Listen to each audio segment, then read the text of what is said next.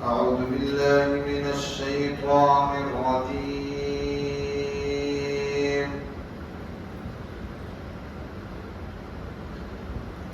بسم الله الرحمن الرحيم.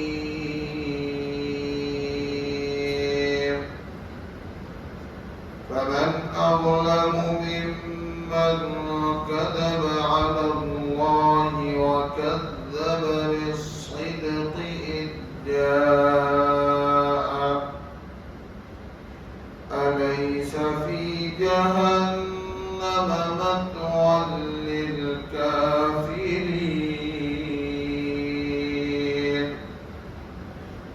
والذي جاء بالصدق وصدق به أولئك هم المتقون لهم ما يشاءون عند ربهم ذلك جزاء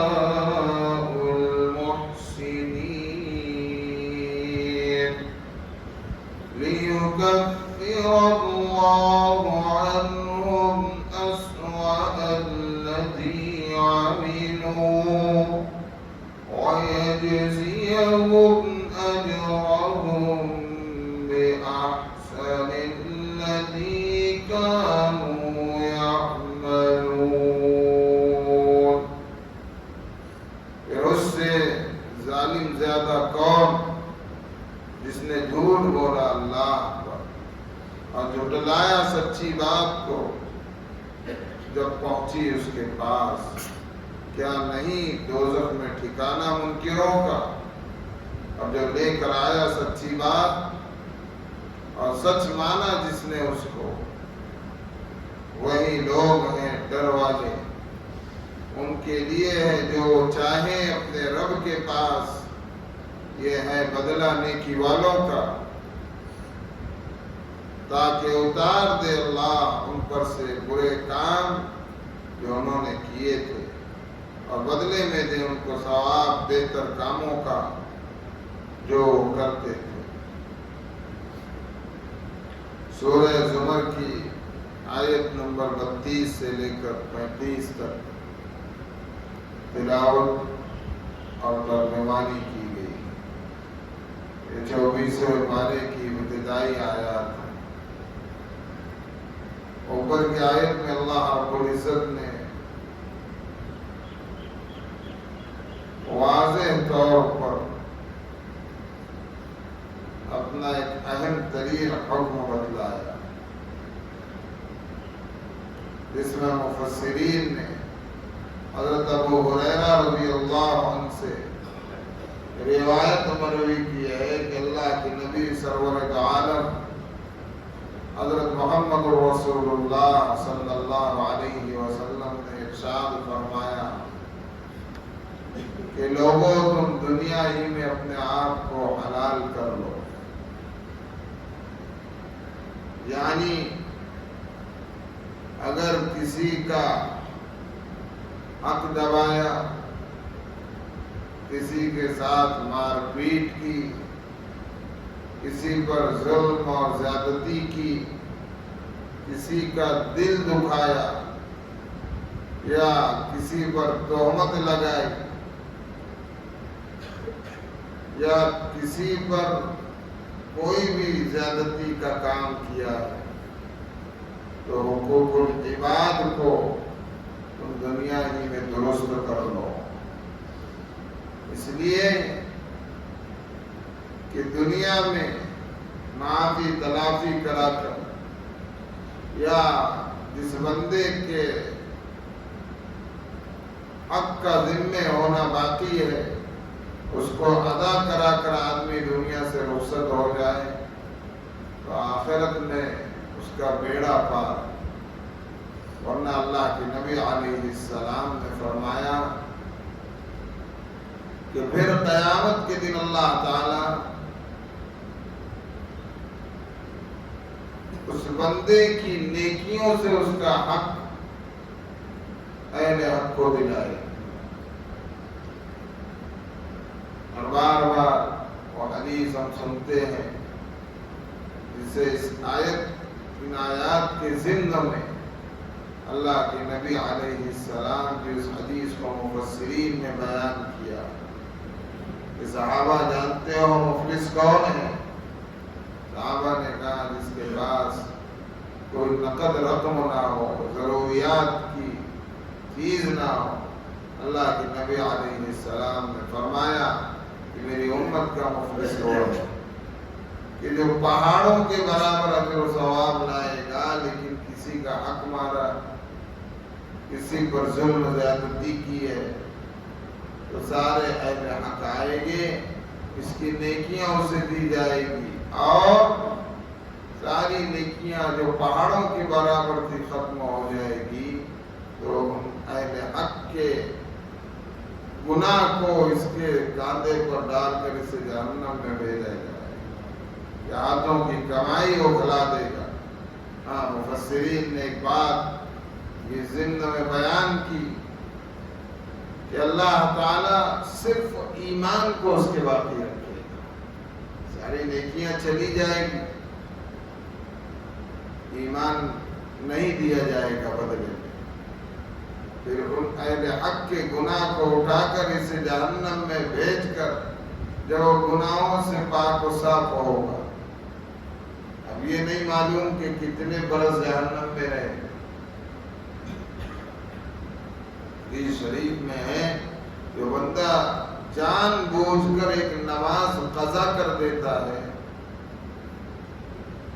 پڑھ تو لیا لیکن قضا کیا جان بوجھ کر، 2,88,00,000 برس اسے جہنم میں جلتا ہے۔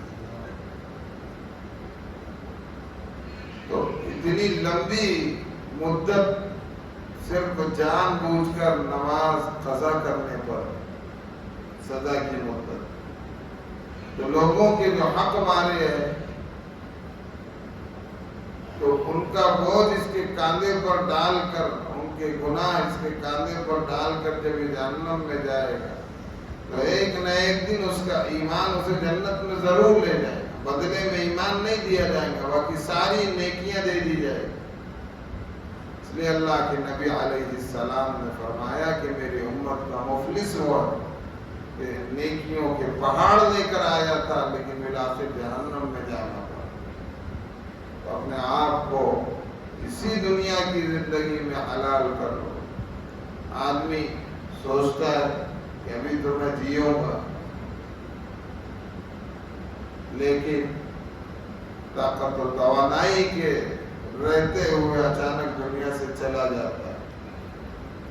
اس لیے جب بھی آدمی کی سمجھ ہو جائے سویرا کہ وہ حقوق اللہ کو بھی درست کرنے کی فکر کرے اور حقوق العباد کو بھی درست کرنے کی فکر کرے۔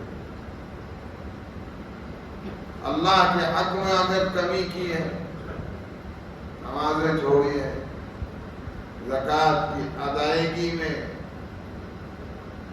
تاخیر کرتی ہے، بہنوں کا حق وراثت میں دبا دیا یا بہنوں نے بھائی کا دبا دیا،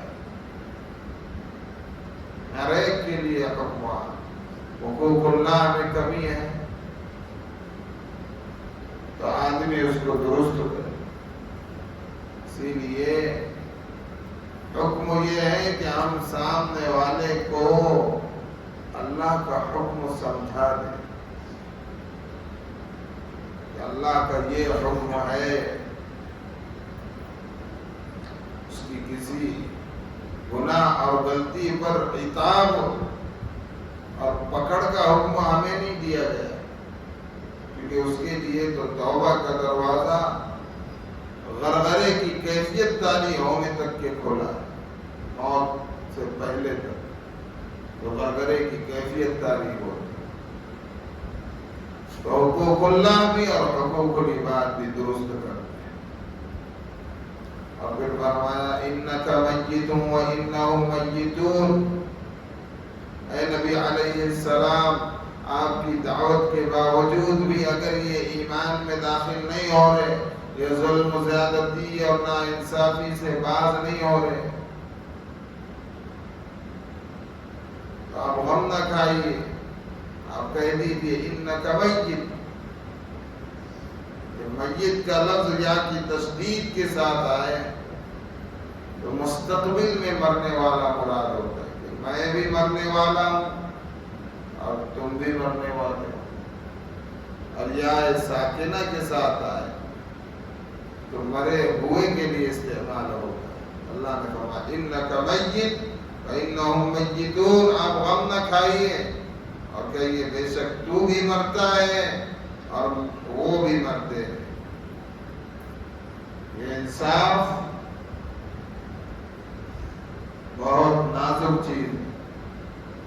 حکیم الامت حضرت مولانا اشرف علی تھانوی رحمۃ اللہ علیہ کی 2 بیویاں، تو ترازو رکھا رہتا تھا، اگر ایک تربوز آیا تو بیچ میں سے اس کو کاٹ کر وزن کر کے آدھا ادھر آدھا ادھر۔ ہمارے اکابرین اس باریکی سے چلتے تھے۔ اگر آدمی کی اولاد ہے سب میں برابر انصاف، ایک سے زائد بیوی ہے سب میں برابر انصاف۔ ہم اگر کسی کمپنی کے فیکٹری کے مالک ہے، ہماری ماتحتی میں مزدور ہے، سب کے ساتھ برابر انصاف۔ ورنہ آدمی اس کو گناہ نہیں سمجھتا، دھیان بھی نہیں جاتا، اپنے حساب سے چلتا رہتا ہے۔ اللہ کے یہاں وہ گناہ لکھا جا رہا ہے۔ فرمایا اتقی دعوت المظلوم فإنه ليس بينها وبين الله حجاب، مظلوم کی بددعا سے بچو۔ کسی پر اگر ظلم کر رہے ہیں، اور ظلموں کی کیسی اقسام ہے، شیطان ایسی پٹی بڑھاتا ہے کہ سمجھ میں بھی نہیں آنے دیتا ہے کہ تو ظلم کر رہا ہے۔ اور اللہ کے نبی علیہ السلام فرما رہے اتقی دعوت المظلوم، مظلوم کی بددعا سے بچو۔ یہ نہ دیکھو کہ مظلوم مسلمان ہی ہے،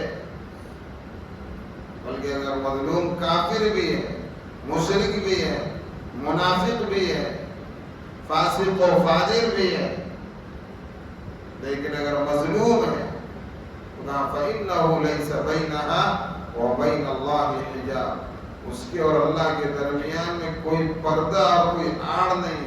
اللہ نے فرشتوں کو بھی ہٹا دیا، سیدھا اللہ خود سنتا۔ یہ الگ ہے کہ ظالم کو مزید اپنی آخرت کی تباہی کے لیے جو جتنا بڑا پاپی اور ظالم ہوگا اتنی لمبی چھوٹ دی جاتی۔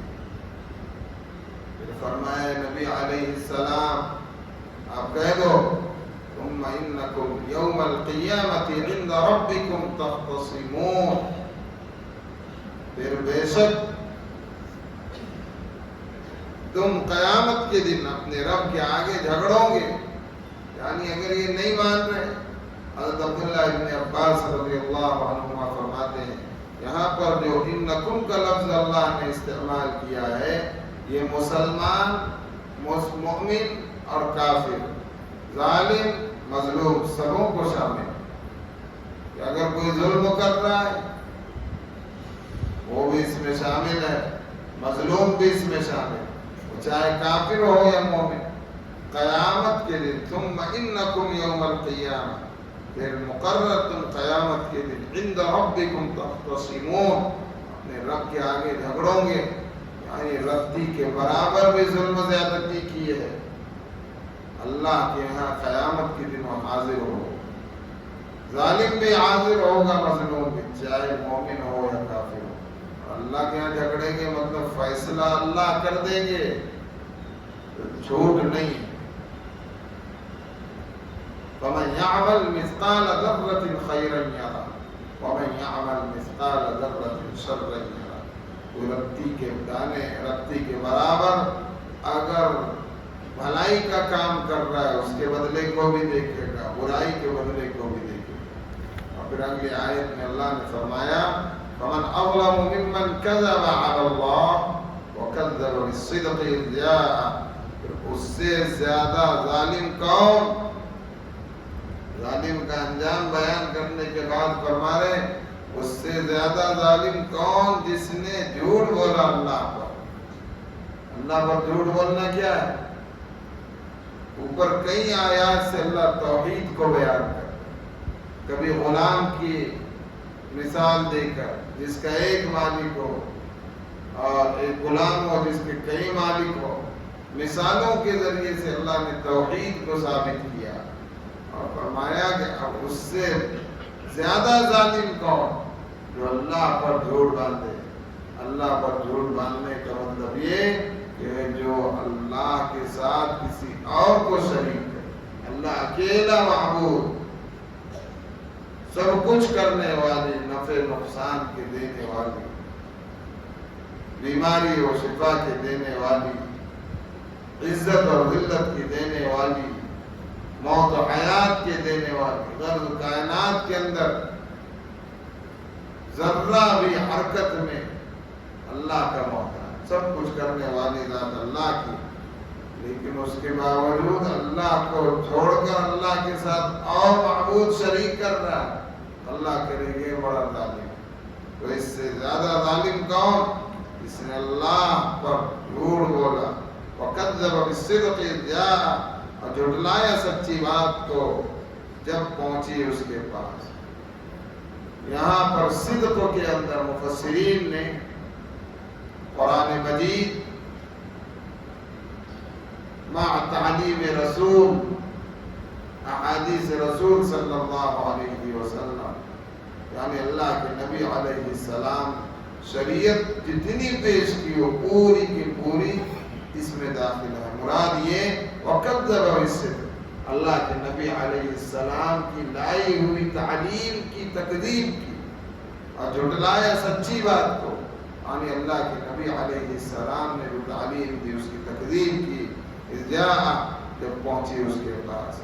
الیس فی جہنم مثوی للکافرین، کیا نہیں دوزخ میں ٹھکانہ منکروں کا، یعنی جس نے اس طرح کام کیا، اللہ کے نبی علیہ السلام کی تعلیمات کے خلاف زندگی گزارا، ایمان لانے سے منکر ہوا، تو ایسوں کا ٹھکانہ جہنم ہے۔ آگے اور بھی تفصیل ہے، کل انشاءاللہ اس پر روشنی ڈالی جائے۔ اللہ تعالی ہم سبوں کو اپنی مرضیات والی راہ پر چلائے، ایمان والی، اپنی رضا والی موت ہمیں عطا فرمائے، ہماری اور ہماری نسلوں کی دین و ایمان کی حفاظت فرمائے اور ہم سبوں کو اپنی حفاظت میں رکھے۔ سبحان اللہ وبحمدہ، سبحانک اللہم وبحمدک، ونشہد ان لا الہ الا انت، نستغفرک ونتوب الیک۔ سبحان ربک رب العزة عما یصفون،